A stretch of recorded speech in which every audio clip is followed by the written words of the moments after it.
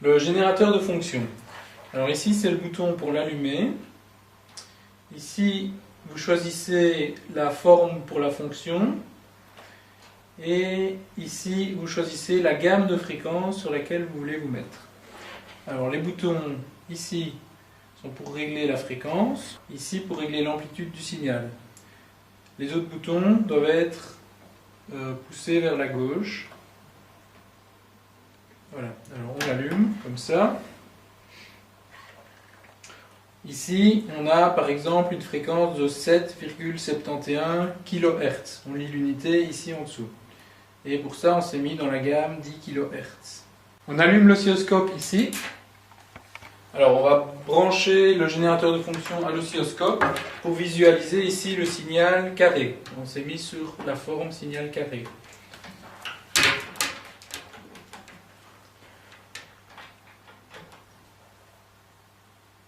Alors ici c'est l'oscilloscope. Vous voyez qu'on a mis le signal sur le canal 1. Donc tout ça, ça concerne le canal 1. Si on veut mettre un autre signal en plus, on a aussi le canal 2 qui est toute cette partie ici. Ici, c'est le réglage du temps, l'axe horizontal. Alors, faire bien attention, les deux boutons ici doivent être mis complètement vers la gauche. Ici, on a le réglage de l'échelle en tension et ici le réglage de l'échelle en temps. Alors, pour avoir un beau signal, on doit un peu chipoter. Voilà. Voilà. Donc ici, vous voyez, on retrouve le signal carré. Alors, on a d'autres fonctions intéressantes. Par exemple, ici, réglage de l'intensité du signal. Réglage du focus, plus ou moins flou.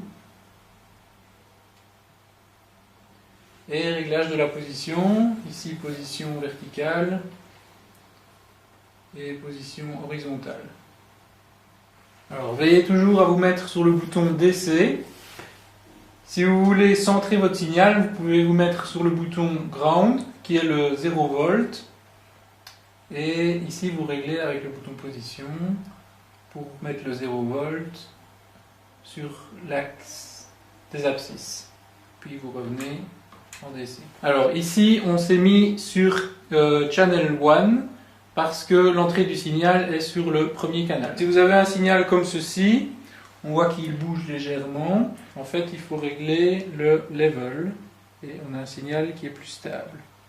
Le bouton ici level souvent doit se trouver bien centré. Comment mesure-t-on la différence de potentiel et les périodes à l'oscilloscope?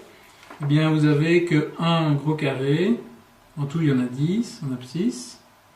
Et un gros carré correspond à l'échelle que vous avez mise ici en temps. Donc ici on est sur 50 microsecondes. Ça veut dire qu'un gros carré correspond à 50 microsecondes.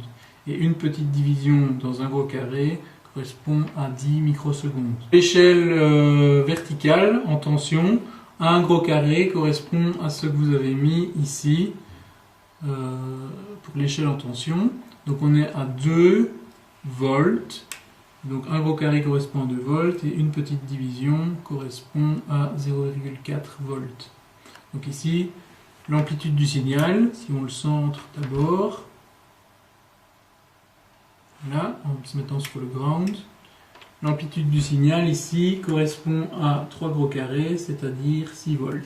Alors on peut zoomer sur la figure en utilisant le bouton x10. Ici, vous voyez. Et donc dans ce cas-là, un gros carré correspond à votre échelle de temps ici, divisé par 10. Donc ici on aura un gros carré, 5 microsecondes.